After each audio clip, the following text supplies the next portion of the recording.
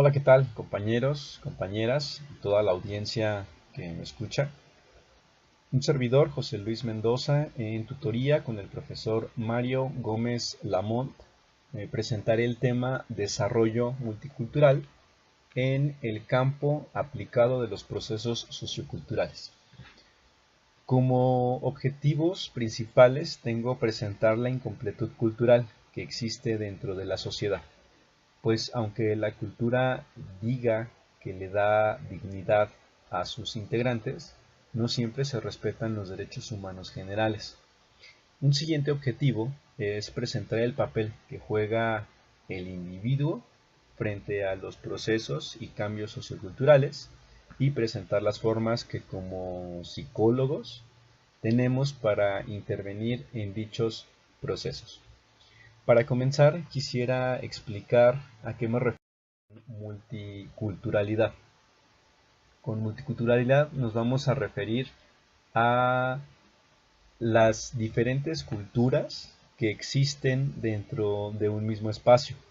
Como podemos ver en la imagen que se presenta en pantalla, todas las personas tienen cierta identidad cultural que se va a definir por su edad, por su género, por su color de piel, por su religión, por su educación, por su capacidad física, por su capacidad mental, incluso por las clases sociales y la orientación sexual. Estas características definen la identidad cultural de cada persona. Dentro de los modelos teóricos psicológicos, usualmente los factores que tomamos en cuenta son los factores personales y universales para poder definir a una persona. Sin embargo, no tenemos en cuenta los factores culturales y contextuales que están alrededor de dichas personas. Por ejemplo, pudiéramos pensar en un hombre de edad media, quizá unos 30 años, que vive en Europa. Sin embargo, si pensamos en el mismo hombre latino, ya hay un sesgo cultural. Y los modelos teóricos lo que buscan es cosas universales para poder referirse a todas las personas o a todas las culturas. Los terapeutas debemos estar conscientes de la posición cultural que ocupamos y debemos estar conscientes de la posición cultural que ocupan las demás personas. Lamentablemente hay culturas que van a predominar dentro de la sociedad. Por ejemplo, se ha explicado en muchas ocasiones que la cultura dominante es la del hombre de raza blanca, heterosexual, muchas veces con una idiosincrasia judeocristiana que pertenezca a un modelo de estructura familiar muy definido. Dos padres, donde el hombre es proveedor y se dedica a salir a trabajar, traer el dinero, y donde la madre es ama de casa y se dedica a los quehaceres del hogar, al cuidado de los hijos, al cuidado del hombre. El sistema está concebido para esta cultura dominante. Las escuelas se enfocan a esta clase de personas, a esta clase de estructura familiar. Los tribunales, la policía y demás instituciones operan para la protección y el beneficio de estos grupos, muchas veces dejando de lado los grupos o culturas que llegan a ser invisibles. ¿De qué cultura estamos hablando? Hablamos de mujeres, hablamos de negros. No utilizamos la palabra negros en forma discriminatoria, sino más bien como la palabra que los mismos afroamericanos, con la palabra con la que ellos se identifican en Norteamérica. Hablamos de homosexuales y hablamos de esclavos. Aunque estas personas existen, al llegar a ser minoría, llegan a ser culturas invisibles. Y entonces, como veíamos en la presentación anterior, la educación no va enfocada, por ejemplo, a familias de homosexuales. O la policía no suele ayudar a los esclavos. o en muchas ocasiones el servicio médico se ha negado a personas negras o se ha negado a mujeres por ser de unas culturas, como bien explicábamos, de una edad, de una religión, de una posición social, de un género distinto al de la clase predominante. ¿Cómo han contribuido la economía y la ciencia a el sesgo cultural? Bueno, desde la economía podemos distinguir que existen dos tipos de culturas, la clase obrera y la clase que emplea a las demás personas. El sistema económico está diseñado para beneficiarse de unas cuantas personas. Se ha dicho en muchas ocasiones que la pobreza es cuestión de voluntad personal, que si alguien quisiera podría hacerse rico. Lamentablemente, el sistema económico está hecho para que la clase obrera trabaje sin descanso para la comodidad de la sociedad. Es la clase obrera la que trabaja por las noches, la que realiza servicios domésticos, la que realiza cuidados a favor de la comodidad de, como veíamos, personas de la cultura dominante. Es común ver a domésticas de grupos culturales pequeños o minorías, quizá de algunas regiones particulares del país, dedicarse al servicio y al cuidado de personas adineradas, estructuras familiares dominantes. Sin embargo, olvidamos que la clase obrera también son padres, también son madres, también son abuelos, hijos, tías y sobrinas. Como terapeutas familiares debemos ir más allá de los beneficios de la cultura dominante. Debemos mirar más allá de la persona blanca, de la persona heterosexual, de la persona judeocristiana, de la persona que vive en un núcleo familiar de un hombre y una mujer, donde la mujer se dedica al hogar y donde el hombre se dedica al empleo. Decíamos también que la ciencia ha contribuido al sesgo cultural que existe en las sociedades. Por poner un ejemplo, hace 2 siglos, el DSM definió dos trastornos para las personas particularmente de raza negra. El primero de ellos era la drapetomanía. ¿Qué es este trastorno? Es una enfermedad mental que tiene que ver con la manía de querer escapar de la esclavitud o el ansia de libertad.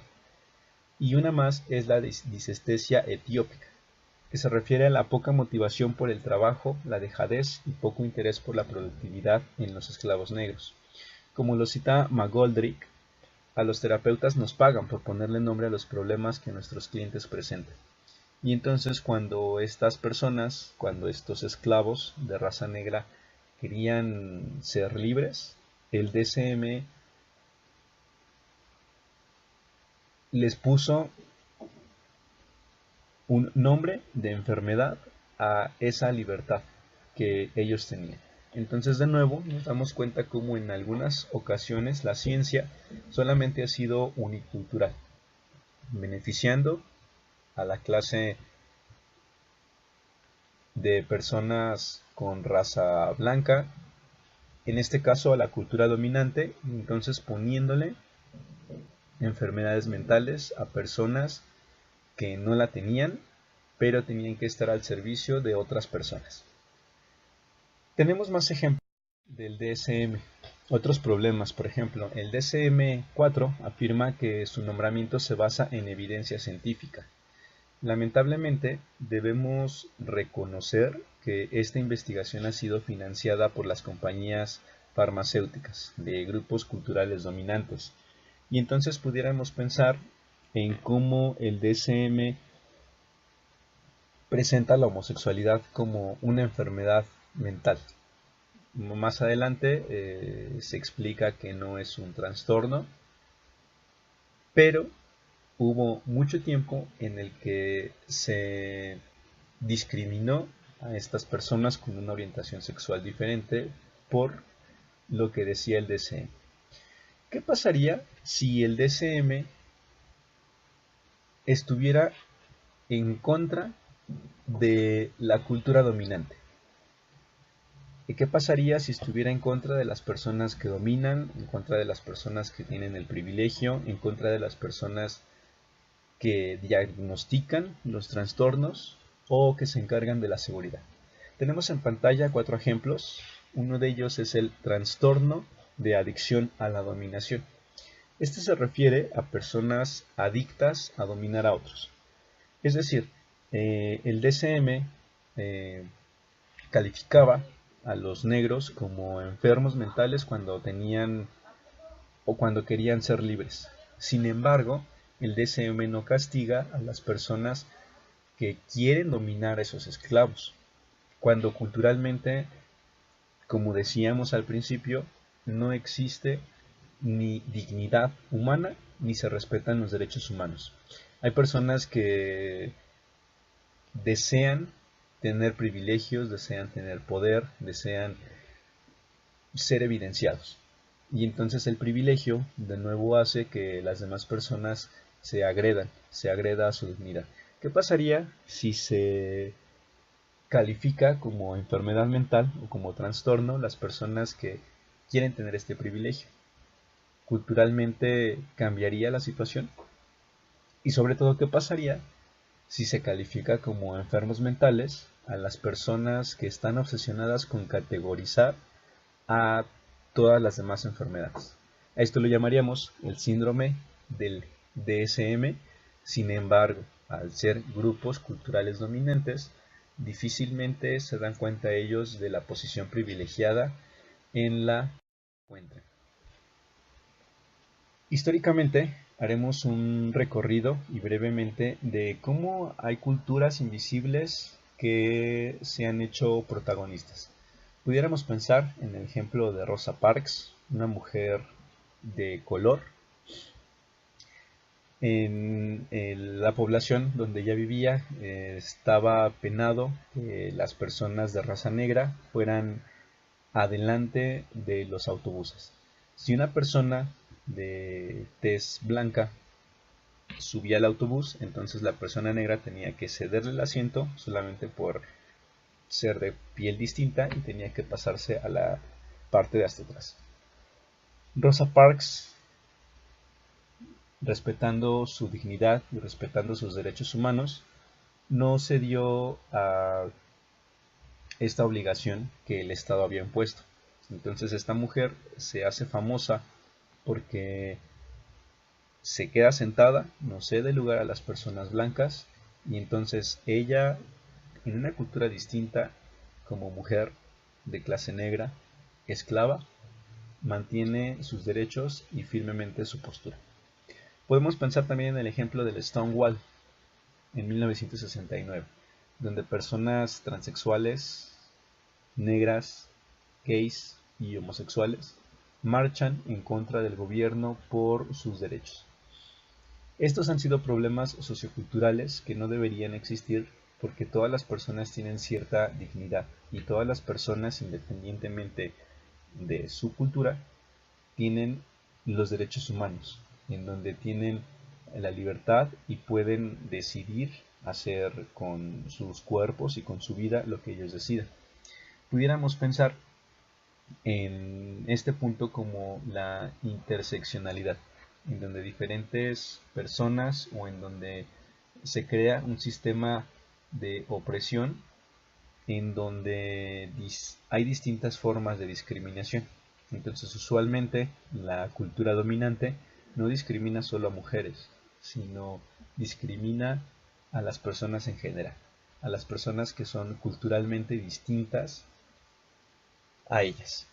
Aparte de estas culturas o de estas personas que han protagonizado históricamente hechos culturalmente y socialmente políticos y distintos, es cuando surgen marchas o surgen otras, como por ejemplo la perspectiva feminista, que lleva más de 100 años luchando por la igualdad de derechos entre hombres y mujeres, ha logrado muchas cosas. Por ejemplo, en algunos países se permite que las personas o que las mujeres, en este caso, voten, que las mujeres deciden hacer con su cuerpo lo que quieran con respecto al aborto. Se ha logrado que tengan el mismo trabajo que los hombres, que tengan el mismo sueldo que los hombres, que tengan los mismos derechos, incluso se les ha dado mucha visibilidad y se ha logrado que las mismas mujeres tengan mejores puestos académicos. Al hacer todo este movimiento, a lo largo de estos años se ha eliminado la dominación o parte de la dominación del hombre sobre la mujer. Al mismo tiempo es una postura política y social, porque no solamente la perspectiva feminista la encabezan mujeres, sino la encabezan hombres que están a favor de la igualdad y de los derechos de las mujeres. No obstante, hay un problema con algunas posturas. Nos referimos a que una postura nos da una etiqueta. Pensemos en la perspectiva feminista o pudiéramos pensar en posturas religiosas. Y vemos en la pantalla una imagen con diferentes objetos que aluden a diferentes religiones. Entonces, por un lado, las etiquetas nos pueden ayudar a autodefinirnos como al grupo al que pertenecemos. Pensando en el ejemplo de pantalla, podemos pensar en judíos, en cristianos, en musulmanes, en hindús, y entonces nos ofrecen cierto sentido de identidad, cierto sentido de pertenencia o cierto sentido de cultura. No obstante, por el otro lado, las etiquetas también pueden excluir a las demás personas al definir los límites de la pertenencia. En este mismo ejemplo de las religiones pudiéramos pensar en personas que son cristianas, pero no toleran a personas que profesan el hinduismo o el islamismo. Pudiéramos pensar en mormones, pudiéramos pensar en católicos, en testigos de Jehová, personas que pertenecen tanto a un grupo que excluyen a otras personas. Desde la perspectiva feminista, algunas personas que tienen esta perspectiva se han puesto en contra incluso de algunos hombres, excluyéndolos de sus grupos culturales o sociales. Debemos tener conciencia cultural. Llegados a este punto, empezamos a ver cómo ya vimos como todas las personas tenemos cierta cultura y entonces tenemos una autoconciencia cultural, nuestra edad, nuestro género, nuestra orientación sexual, y debemos estar conscientes de la conciencia cultural de la otra persona, de nuevo su edad, su etnia, sus habilidades, y entonces una vez que nos posicionamos, ahora vamos a hacernos sensibles a esa cultura. Entonces vamos a generar como terapeutas, una alianza de trabajo en donde sí estoy consciente de mi cultura, pero respeto la edad, respeto el género, respeto la orientación sexual de las otras personas y no trato de amoldarlas al sistema único que existe en la actualidad. Como terapeutas es necesario que redefinamos nuestra visión. Debemos transformar nuestra manera de pensar respecto a la igualdad y las diferencias. Y entonces en pantalla vemos la imagen del principio, donde todas las personas están unidas, donde personas de color, donde mujeres, donde personas de diferentes religiones están unidas en un entorno cultural. Debemos reconocer e ir más allá de los valores dominantes. No solo debemos pensar en familias de un hombre y una mujer, podemos pensar en familias donde está la abuela, la madre y la hija, familias de parejas homosexuales que han adoptado, y debemos reconocer nuestros prejuicios para tratar de evitarlos. Es importante que ampliemos nuestros conocimientos culturales leyendo, conociendo otras culturas e incluso conociendo la historia de nuestras personas. Eso nos va a ayudar a cambiar toda nuestra perspectiva cultural y entonces poder ayudar en múltiples contextos. Algo que va a beneficiar la perspectiva cultural es modelos teóricos basados en familias no dominantes. Es decir, hacer investigación basada en familias homoparentales, en familias donde solo hay mujeres, debemos buscar modelos teóricos con perspectivas feministas, modelos teóricos desde la masculinidad. Eso nos va a ayudar a tener un bagaje cultural más amplio y entonces poder no concentrarnos solamente en personas blancas, heterosexuales, hombres que dominen, sino podremos ayudar a todas las personas. Es importante que a nivel social exista un cambio de forma de pensar de los líderes, es decir, tanto en las instituciones gubernamentales como en la escuela, como en las religiones. Es importante que también estas personas tengan una cultura distinta, sobre todo de no solo de dignidad, sino de respeto a todos los derechos humanos, haciéndolas inclusivas.